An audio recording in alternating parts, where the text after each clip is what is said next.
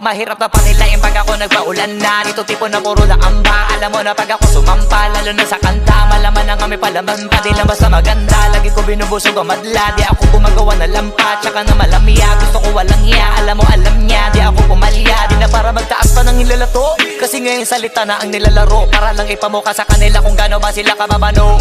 Kailangan ko magbuhat sa bangko, pakitaan sila para mauga, ugain sila para matanto. Ipakita sa mga pagmumuka nila kung paano ang tunay na hambog. Nakabakat ako sa mapa, kahit hilingin mo na mapasama pa. Alam mo na masanay ako sa papag, tsaka lahat ang dapat ay nagawa na. Kaya nandito na ako sa malambot na kama.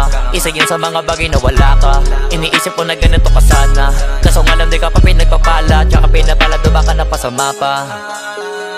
Habang ako alam mo na iba talaga pag kumarakas, kita mo na laging tumatama para di na minamalas.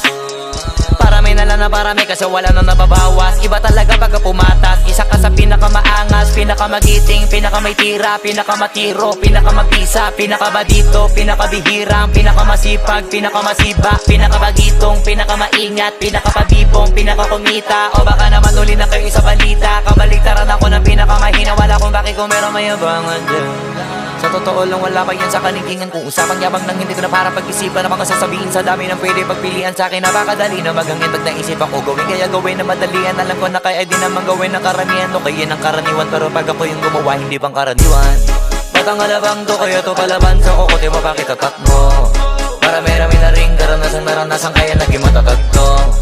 Iba-iba tayo ng sapatos, ako nakagapos muna bago nakaraos. Yung iba kasi maayos muna bago pa nasira, tapos ako yung nasira muna bago ko inayos.